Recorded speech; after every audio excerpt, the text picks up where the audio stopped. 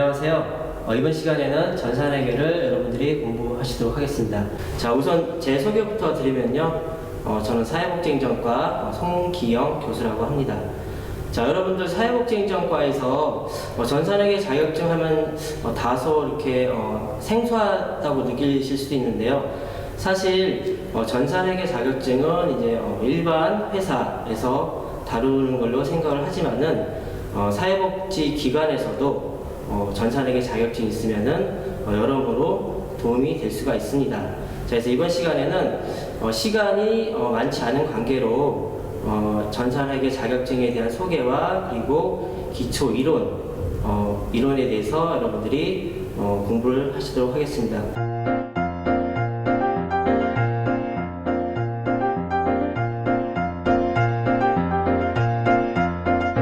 자, 그럼 전산회계 자격증이 뭔지 한번 본격적으로 보시도록 하겠습니다.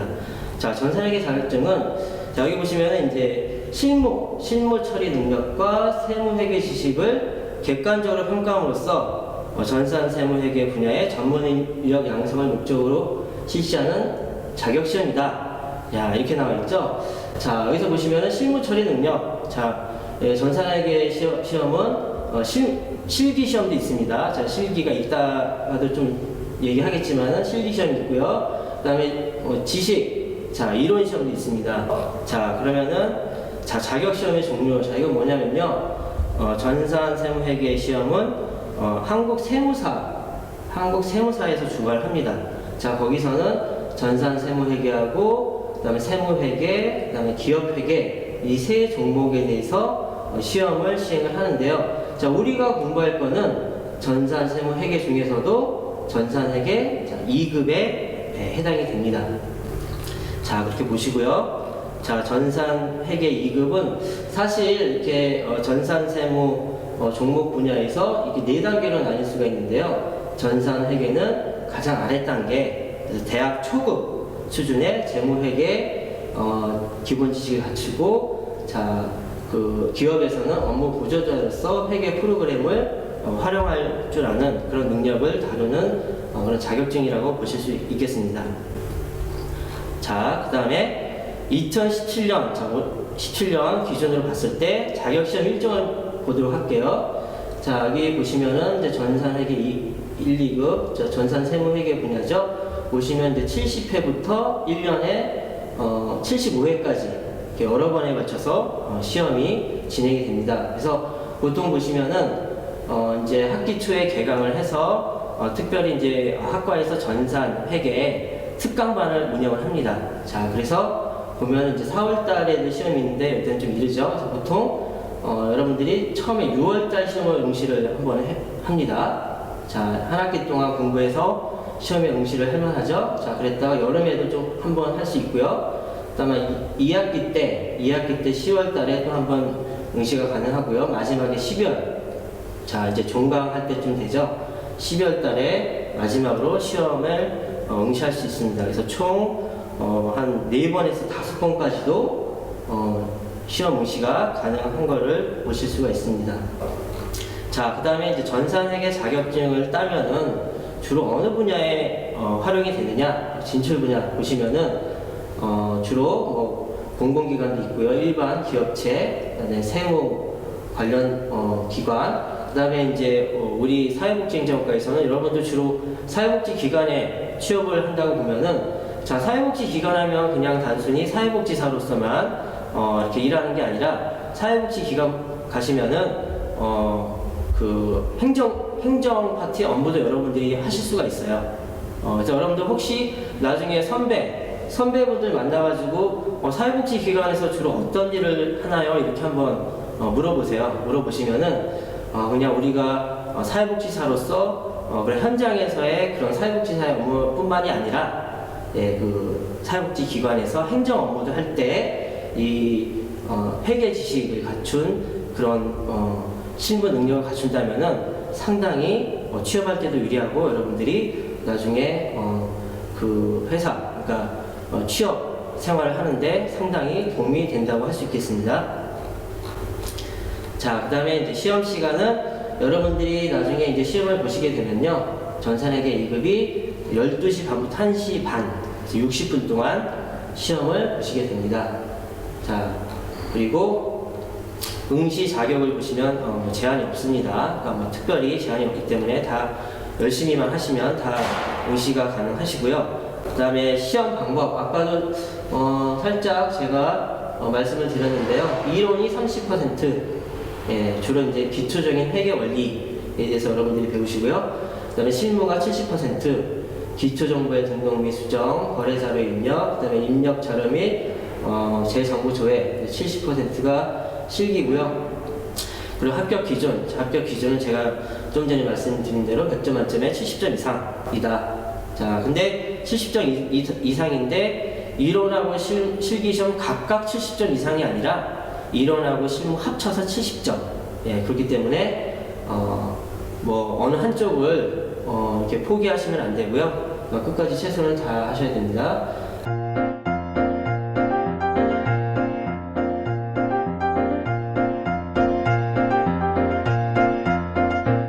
회계 기초 이론에 대해서 간략하게 또 살펴보겠습니다. 그래서 전산회계 시험이 과연 어떤 내용을 다루는지 여러분들이 또 아셔야 되기 때문에 제가 간략하게 소개해드리겠습니다. 자, 전산회계의 기초 이론을 보시면요, 처음에 부기와 회계에 대해서 보실 텐데요. 자, 부기란 무엇이냐? 자, 부기는 장부 기록의 준말로 보시면 됩니다. 자, 부기는 장부 기록의 준말이다. 자, 보면은 이제 비유를 하자면요, 가정에서 주부가 가계부를 쓰죠. 그러니까 뭐 여러분들 혹시 뭐 요즘에 그 가계부를 쓰는 어머니들이 계신지 모르겠는데, 그러니까 가계부를 쓰는 거에 비유를 할 수가 있어요. 자, 그래서 가정에서 가계부를 쓴다면은 기업에서는 그 가계부에 해당되는 그런 재정 상황에 대해서 기록하는 게 부기다, 이렇게 보시면 되고요. 자, 이 부기의 종류를 보시면요, 단식 부기와 복식 부기가 있습니다. 자, 단식 부기는 간단히 얘기하면은 단순하게 재산의 증감만을 기록하는 거고요. 복식 부기는 여러 가지 그 증감의 변화를 좀 체계적으로 다루는 방법이다, 이렇게 보시면 돼요. 여러분들 뭐 이렇게 그 탁구 같은 거 보면은 단식 복식 있잖아요. 그래서 단식은 혼자 치는 거고 복식은 둘이 치는 건데, 복식 보면은 그 줄이 두 줄이죠. 이것도 마찬가지로 부기도 복식 부기 같은 경우에는 이제 줄이 두 줄로 나눠져 있습니다. 자, 그래서 회계를 다시 보시면요, 부기는 이제 장부 기록이고요. 회계는 이 부기를 포함한 좀 더 포괄적인 개념으로 보시면 돼요. 그래서 이 장부 기록에다가 정보 분석을 제공한다.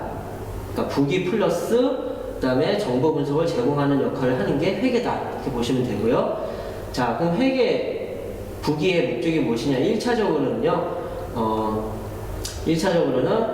일정 시점에 있어서 기업의 재무 상태를 파악하는 거, 이게 이제 재무 상태표라고 하고요. 그 다음에 손익계산서에 해당되는 게 일정 기간 동안 기업의 경영 성과를 파악하는 것이다. 자, 여기 이제 1차 목적이고요. 2차 목적은 기업 관계자에게 의사결정에 필요한 정보를 제공하는 것이다. 그래서 세금 부과의 근거 자료를 제공을 하게 되는 것이고요. 자, 그러면은 기업의 재무 상태. 자, 재무 상태는 뭐냐면요, 일정 시점 기업의 재무 상태를 의미한다고 할 수 있습니다. 자, 그래서 요거는 자산, 부채, 자본으로 구성되어 있어요. 자산, 부채, 자본. 자, 예를 들어서 2억의 아파트가 있다고 가정을 할게요. 자, 그런데 4천만 원을 대출받았어요. 자, 그러면 이제 아파트 가격이 2억인데 그럼 자산을, 그 중에 2억이 자산이라고 할 수 있고요. 그 다음에 대출금은 4천만 원은 부채, 그리고 자산에서 부채를 뺀 게 자본에 해당되는 1억 6천이 자본이라고 해당이 됩니다. 자, 여러분들 그렇게 보시면 되고요. 그래서 자산은 기업이 소유하고 있는 채권 및 재화를 포함하는 것으로 기업의 경제적 자원을 화폐 단위로 표시하는 것이다.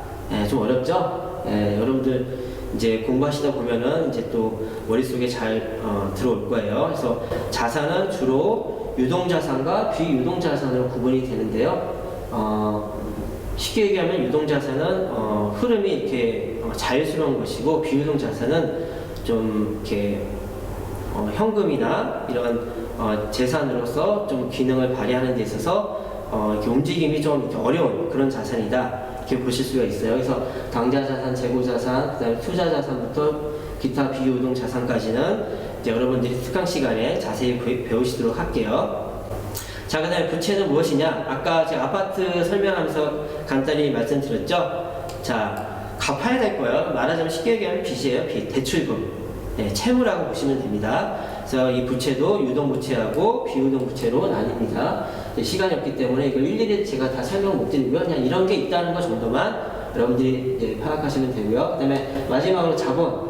자, 자본은 아까 제가 아파트 설명하면서 여러분들이 이 공식은 이해가 되시겠죠? 자, 자본이라는 녀석은 자산에서 부채를 뺀 개념이다. 자, 이렇게 쉽게 얘기하면 순자산이다. 이렇게 보시면 되고요. 자, 그 다음에 이제 또 중요한 게 기업의 경영성과. 자, 요게 아까 말씀드린 손익계산서에 해당되는 내용이죠. 자, 기업의 경영성과는 수익과 비용, 그러니까 수익에서 비용을 뺀 개념이 이익인데, 자, 이게 경영성과라고 할 수 있죠. 자, 우리가 언론에서 뭐 1사분기 또는 2사분기 삼성전자가 이번 분기에 영업실적이 뭐 몇 조 원이다 이런 얘기를 들어보셨을 거예요. 자, 그게 바로 여기 기업의 경영성과에 해당되는 이익에 해당됩니다. 자, 기업의 경영성과 보시고요. 자, 그래서 거기서 첫 번째 해당되는 개념이 수익. 자, 수익은 무엇이냐면요.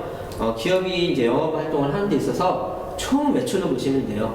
네, 총 매출. 자, 무슨 쉽게 조그만 뭐 사례를 예를 들면은 뭐 치킨집을 운영한다라고 했을 때 하루에 뭐 매출이 뭐 100만 원이다. 잘 되는 편이겠죠. 100만 원이다 하면은 그 100만 원이 다 그 치킨집 사장의 수입이 되진 않죠. 분명히 그러면은 거기서 뭐 임대료도 내야 되고, 그 다음에 뭐 재료비도 내야 되고, 그 다음에 뭐 종업원 인건비도 빼야 되고, 자, 이런 것들을 빼야 되죠. 자, 그게 해당되는 게 비용이죠, 비용.